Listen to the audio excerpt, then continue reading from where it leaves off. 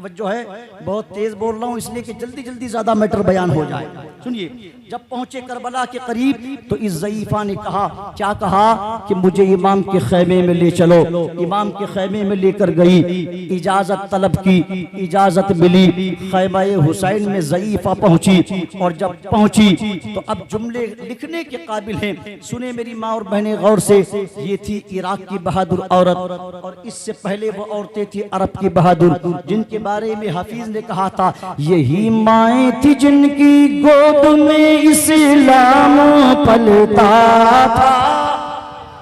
यही माएँ थी जिनकी गोद में इस्लाम पलता था और इसी गैरत से इंसान नूर के सांचे में ढलता था। सुभान अल्लाह। नाराए तकबीर, नाराए रिसालत, उलमाए अहले सुन्नत, शहीद आज़म कॉन्फ्रेंस मौलाना मोहम्मद हाशमी साहिब क़िबला। इसी गैरत से इंसान नूर के सांचे में ढलता था। तवज्जो है, तवज्जो है। सुनिए, अब ये ज़ईफा खैमे के अंदर कदम रखती है, कहती मेरे आका हुसैन, मेरे पास कोई दौलत नहीं, शोहरत नहीं, दिरहम और दीनार नहीं, डॉलर और रियाल नहीं, आप मेरे वतन में आए हैं, मैं यहीं की रहने वाली हूँ। मुझको खबर मिली है आप और आपके बच्चे खैमों में हैं, 22,000 का दुश्मनों का लश्कर है। आका हुसैन तन्हा बेटा है जिसका नाम वहब बिन अब्दुल्ला कल्बी है, ये आपकी खिदमत में लेकर के आई हूँ। आका हुसैन इजाजत दे दे, मेरा बेटा आपकी तरफ से जाकर दुश्मनों का मुकाबला करे। कहा, माँ तेरे हौसले को सलाम, तेरी हिम्मत को सलाम, तेरी जुर्अत को सलाम, तेरे जज्बे को सलाम, तेरे इश्क को सलाम, तेरे अकीदे को सलाम, तेरे ईमान को सलाम, तेरे हौसले को सलाम। मगर हम नबी के घर वाले किसी के बुढ़ापे का सहारा छीनते नहीं हैं, सहारा अता करते हैं। हम नहीं चाहते बताशे आ गए, शिरजी तबर्रुक आ गया, इसका मतलब ये है। सुनिए,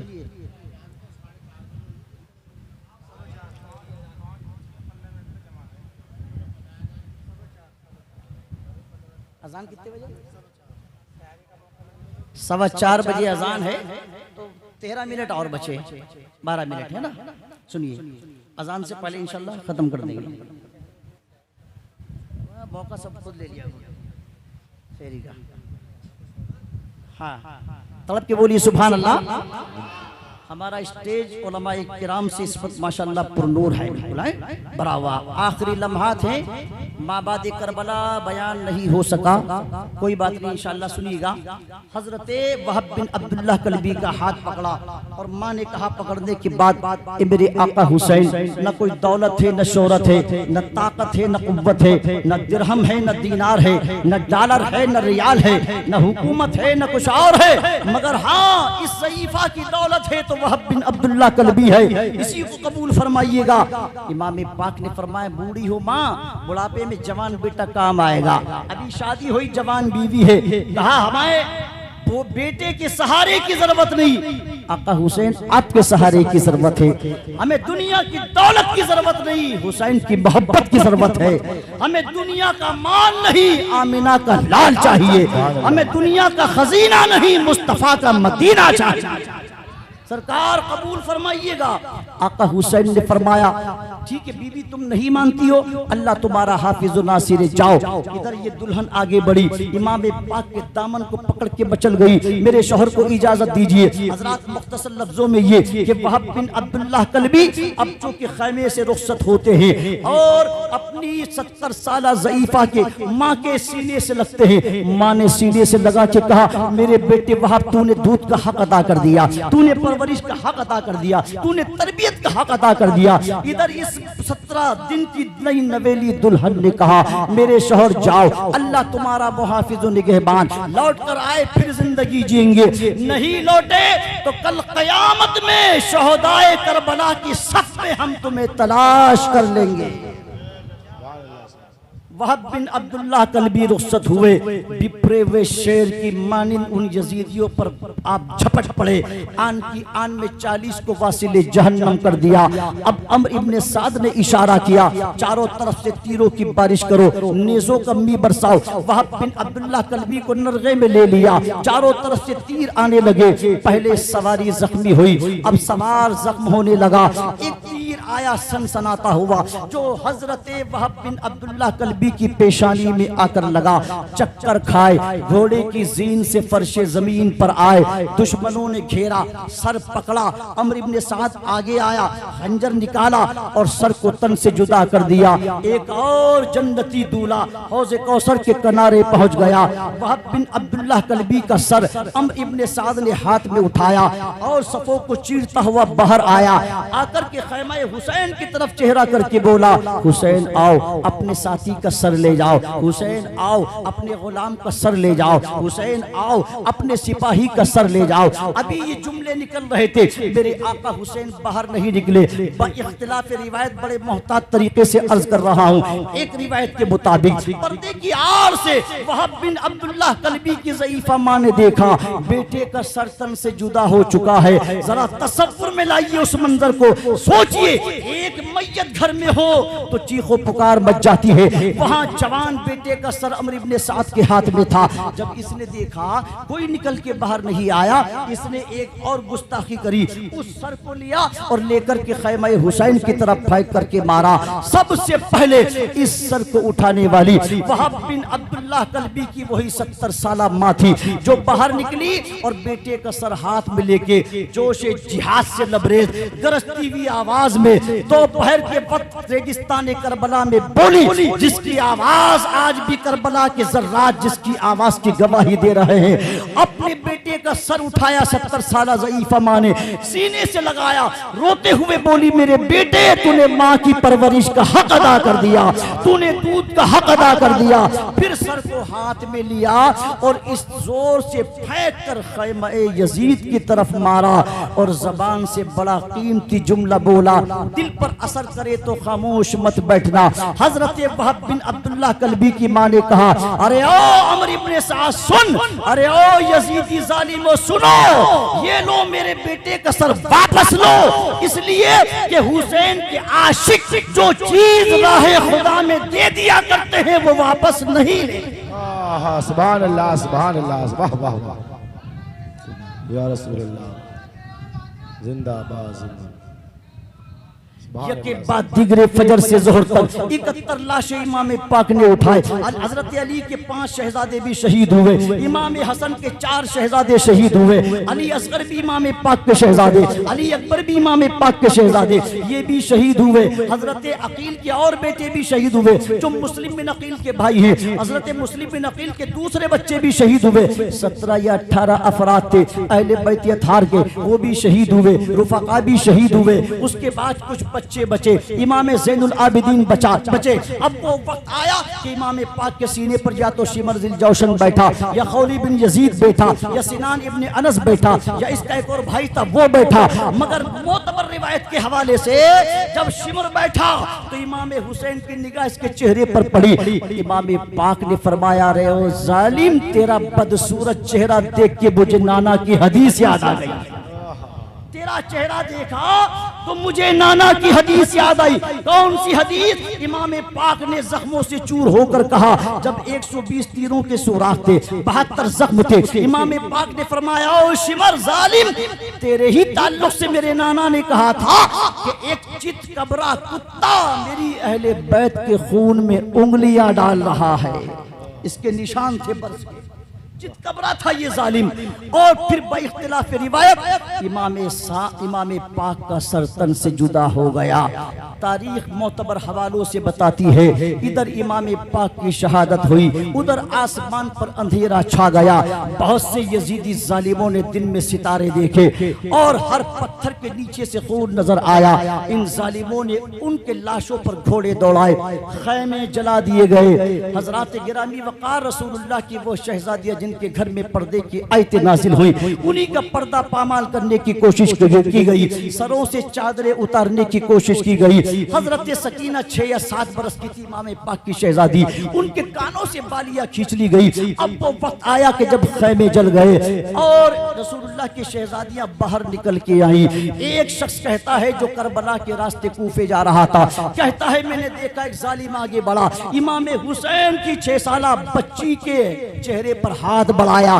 बच्ची ने पीछे हट के कहा, बदबख्त, शर्म कर, मैं हुसैन की बेटी सकीना हूँ, मेरे पर्दे का ख्याल कर। हमारे घर में कभी बेइजाजत जिब्राइल नहीं आते थे, ये तुम क्या जुल्म की सारी हदें पार कर रहे हो। मगर ये जालिम आगे बढ़ा, एक जोरदार तमाचा हजरत सकीना के गाल पे मारा।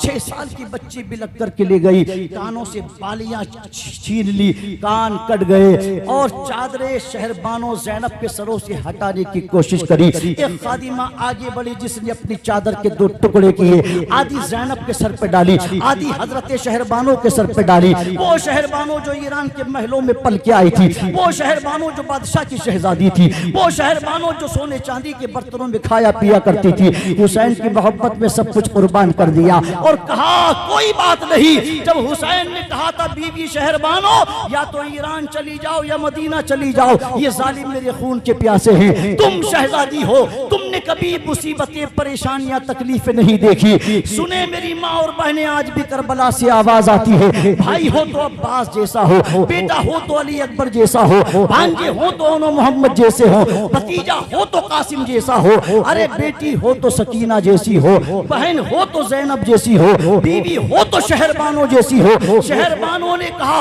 आका हुसैन आप मुझे ईरान की लज्जतें याद ना दिलाएं, ईरान के महल्लात याद ना दिलाएं, ईरान का ऐशो इशरत याद ना दिलाएं। आका हुसैन सुनो, मैं कल तक दुनिया की शहजादी थी, जब से आपकी गुलामी में आई अल्लाह ने मुझे दीन की शहजादी बना दी। सुभान अल्लाह, सुभान अल्लाह। मुझे ईरान के महलों की जरूरत नहीं, हुसैन के कदमों की जरूरत है। हजरत गिरामी वकार उस खादिमा ने चादर के 2 टुकड़े करे, दोनों बीवियों के दिए। अब चूंकि असर गुजरी, मगरिब गुजरी, रात का शाम का सूरज गुरूब हुआ, ये जालिम सर ले गए। इमाम पाक का सर खौली बिन यजीद के हाथ में था, शिमर बाकी सर ले गया, सिनान बाकी सर ले गया। ये जालिम जाकर के सो गए। रसूलुल्लाह के घर वालों ने नमाज ईशा अदा करी। जब देखा कि अब सन्नाटा है, सैयदा ज़ैनब बाहर निकली, लाशों का आपने थोड़ा सा दौरा किया और आकर के देखा, इधर अली अकबर का लाशा, इधर औन का लाशा, इधर मोहम्मद का लाशा, हबीब इब्न मज़ाहिर का लाशा, इधर फुला का लाशा, इधर अब्बास का लाशा।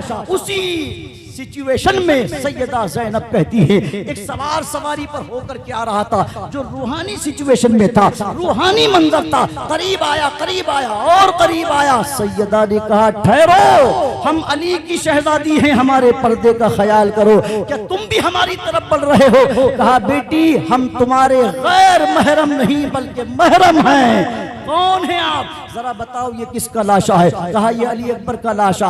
ये किसका लाशा? ये औन का लाशा, ये मोहम्मद का लाशा, ये फुला का लाशा।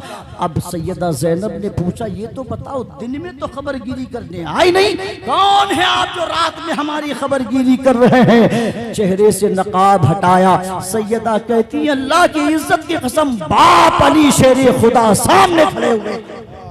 जो रूहानी मंजर था वो निगाहों से चंद मिनट में ओझल हो गया।